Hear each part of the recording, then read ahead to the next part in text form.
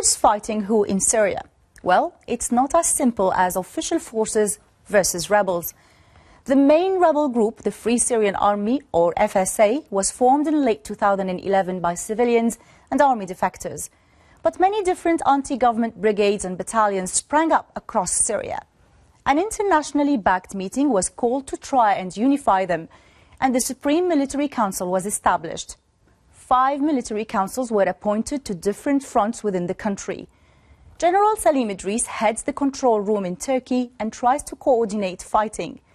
But hundreds of groups are affiliated with the Supreme Military Council, and they don't always agree.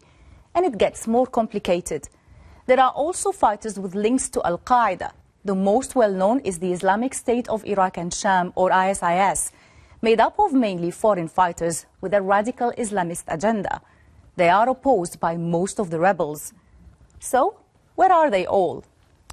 The suburbs of Damascus are mainly controlled by moderate Islamists, but there are also secular groups, especially further south.